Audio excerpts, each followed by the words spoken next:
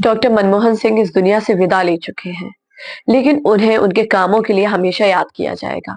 उनसे जुड़ी कुछ ऐसी कहानियां हैं जो शायद ही लोग जानते हैं, जैसे उनका उर्दू प्रेम। लेकिन क्या आप जानते हैं कि डॉक्टर मनमोहन सिंह का भाषण उर्दू में लिखा जाता था और उनकी पहली प्रधानमंत्री स्पीच की तैयारी में उन्हें 3 दिन का वक्त लगा था। आज हम आपको बताने जा रहे हैं कैसे उन्होंने अपनी स्पीच को परफेक्ट बनाने के लिए खास तैयारी की थी और दफ्तर जाने से पहले किस तरह शब्द गुनगुनाते थे। मिट गए मिस्र, यूनान और रोमा, लेकिन कायम है अब तक नामो निशान हमारा। कुछ बात है कि हस्ती मिटती नहीं हमारी, सदियों रहा है दुश्मन दौरे ज़मां हमारा। माना कि तेरी दीद के काबिल नहीं हूँ मैं।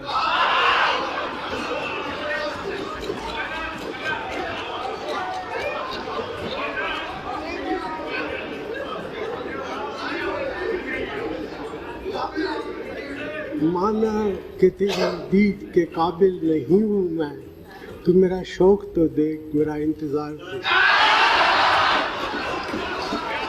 जब डॉक्टर मनमोहन सिंह भारत के प्रधानमंत्री बने तो उनके सामने एक बड़ी चुनौती थी, अपनी पहली प्रधानमंत्री स्पीच को तैयार करना।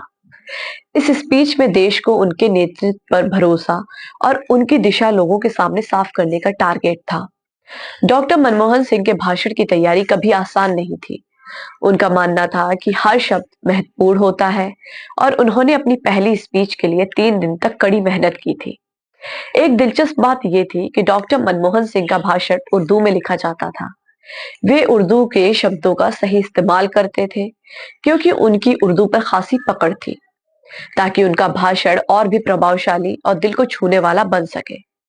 क्योंकि उनका जन्म पश्चिमी पंजाब, जो अब पाकिस्तान है, में हुआ था और उन्होंने कभी हिंदी नहीं पढ़ी। उनकी मातृभाषा पंजाबी थी, जबकि उर्दू उनके स्कूल की भाषा थी।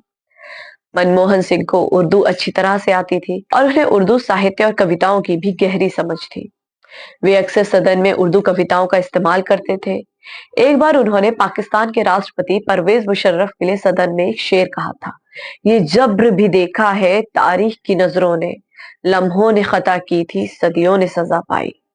इसके अलावा उनकी स्वतंत्रता दिवस की स्पीच हमेशा उर्दू में लिखी जाती थी।